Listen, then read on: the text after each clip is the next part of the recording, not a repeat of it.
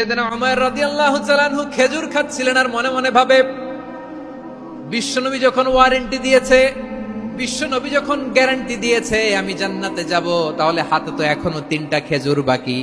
এই 3টা খেজুর যদি খাই তাহলে জান্নাতে ঢুকতে দেরি হয়ে যাবে। সুবহানাল্লাহ পড়েন।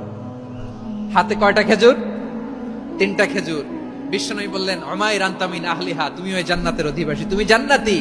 উমাইর চিন্তা করলেন, আমি জান্নাতি, নবীর মুখ দিয়ে যখন বেরোইছে ওই জান্নাতে তো আমার ঢুকতেই হবে, কিন্তু হাতে 3টা খেজুর খেয়ে যদি জিহাদের ময়দানে যাই তাহলে জান্নাতে যেতে তো দেরি হয়ে যাবে।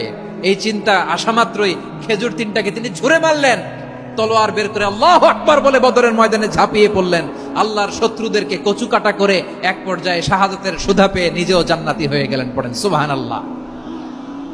আমরা দুনিয়ার বুকে আমরা হয়েছি দুনিয়ার পাগল, ক্ষমতার পাগল, সম্পদের পাগল, খ্যাতির পাগল। বিশ্বনবী তার সাহাবাদেরকে বানিয়েছিলেন জান্নাতের পাগল। পড়েন সুবহানাল্লাহ। ওই জান্নাতে আমরা যেতে চাই কি চাই না? একা না সবাই মিলে? একা না সবাই?